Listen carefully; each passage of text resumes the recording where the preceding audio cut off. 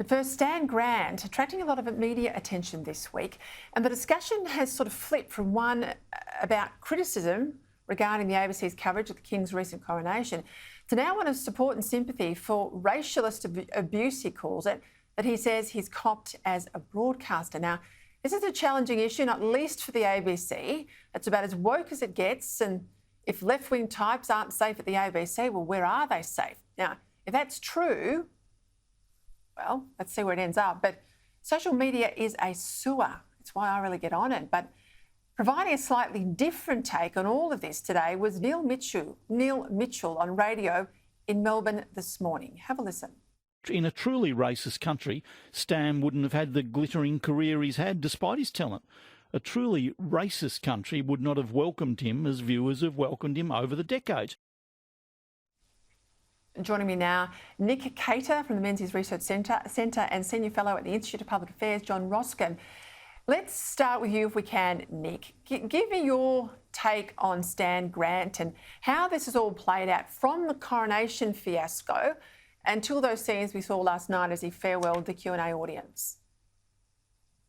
Yeah, and look, I mean, it's hard not to see Stan's performance last night and not feel enormous sympathy for him, especially, you know, those of us who've known Stan, who still know Stan and know what a reasonable and decent guy he is. But I think what I'd say to him right now is, Stan, this is not about you. This discussion was never about you, and it certainly wasn't about your Aboriginality or your race. This is about the national broadcaster and how it decides to cover an event of enormous national significance, the coronation of the monarch. And there may be a lot of people at the ABC that wish there wasn't a king or a queen and wish we had a president or something instead. But put that to one side. This was a very, very important national event. It deserved correct, respectful and solemn coverage, and the ABC viewers didn't receive that. That's what this discussion is about. It's not about Stan. It's not about his ethnicity, his race or anything like that. And if he's had a horrible time on Twitter, then that is horrible. We know what that's like, don't we? But let's please get this back on track to a debate about how the national broadcaster should behave. I guess for me too, John, it's a debate or a line here on free speech and where that goes from free speech to abuse. Now, I'll use myself as an example here with women. I think it's absolutely fair game that I cop criticism. I'm in the media.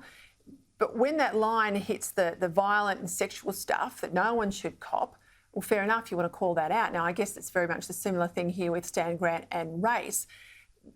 But how do you draw that line? Where is that line drawn? And how much of this criticism was, you know, as Nick says, better levelled at the ABC for a terrible programming decision and less about the colour of Stan Grant's skin?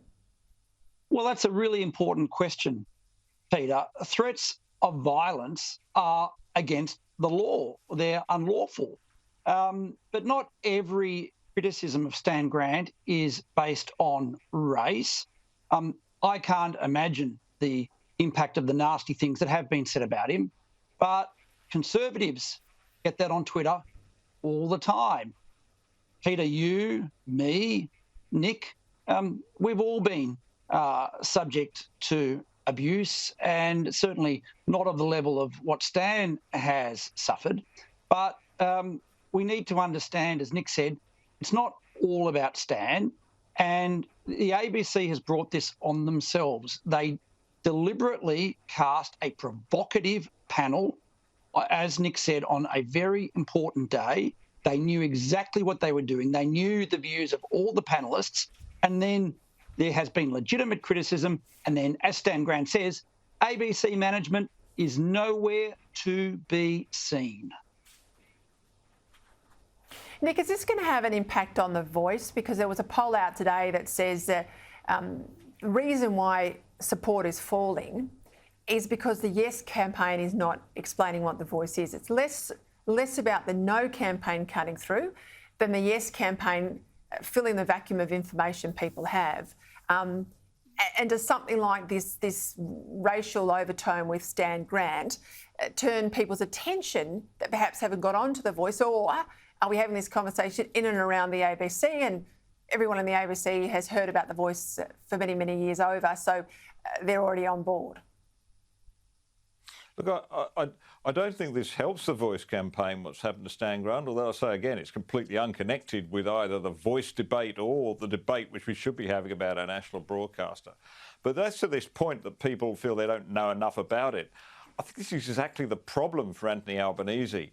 The more he explains about it and the more others get on to talk about it, the more actually people back away from it. Because although the Prime Minister would like to say this is just minimal change, just a respectful acknowledgement of Indigenous people, of course, that because Australian people as a whole would accept and welcome that if it was just that. But of course, it's much more than that. The activists want it to be more than that, and the Prime Minister's caught in a bind. The more he says about it, the more he's either going to upset the general public or he's going to upset the activists who are driving this. So I don't think... And look, the ads on television, of course, are a perfect example of how to argue in favour of the Voice without actually mentioning the words voice. I'm out of time. I've got to leave it there. I'm sorry. John Roscombe, I'll give you a big say next time. I'm going to leave it there. Thank you, gentlemen.